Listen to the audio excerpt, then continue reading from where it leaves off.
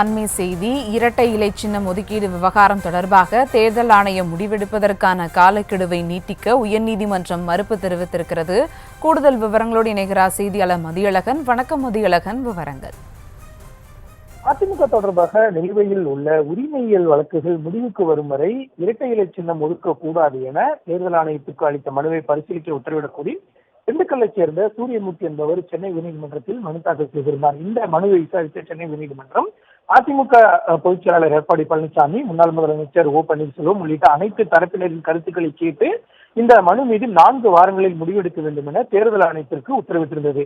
இந்த உத்தரவின் அடிப்படையில் இந்த விவகாரம் தொடர்பாக நேற்றைக்குள் எழுத்துப்பூர்வமான விளக்கத்தை அளிக்கும்படியும் டிசம்பர் 23 தலைமை தேர்தல் ஆணையத்தில் நேரில் ஆஜராகி விளக்கம் அளிக்கும்படி அதிமுக பொதுச் செயலாளர் எடப்பாடி பழனிசாமி, முன்னாள் முதலமைச்சர் ஓ பன்னீர்செல்வம், புகார்தாரர் சூரியமூர்த்தி உள்ளிட்டோருக்கு தலைமை தேர்தல் ஆணையம் நோட்டீஸ் அனுப்பியிருந்தது. இந்த நிலையில் இந்த விவகாரம் தொடர்பாக கடந்த மார்ச் மாதம் எடப்பாடி பழனிசாமி தாக்கல் செய்த பதில் மனு தனக்கு வழங்கப்படாத நிலையில் தனது கருத்துக்களை தெரிவிக்க முடியவில்லை என்பதால் தனது மனுவை பரிசீலித்து முடிவெடுக்க தேர்தல் ஆணையத்திற்கு மேலும் 8 வார காலம் அவகாசம் வழங்க கோரி சூரியமூர்த்தி தரப்பில் சென்னை உயர்நீதிமன்றத்தில் மனு தாக்கல் செய்துள்ளது. இந்த மனுவை விசாரித்த நீதிபதிகள் ஆர் சுப்பிரமணியம், சி சமரசன் அமர்வு தேர்தல் ஆணையம் 4 வாரத்தில் மனு மீது முடிவெடுக்கும் என தெரிவித்துள்ளதாகவும் நீதிமன்றம் எந்த காலக்கெடுவும் நிர்ணயிக்கவில்லை என்றும் கூறி மனு மீது முடிவெடுக்க கூடுதல் அவகாசம் வழங்க மறுத்து சூரியமூர்த்தியினுடைய மனுவை தள்ளுபடி செய்து நீதிபதிகள் உத்தரவிட்டனர்.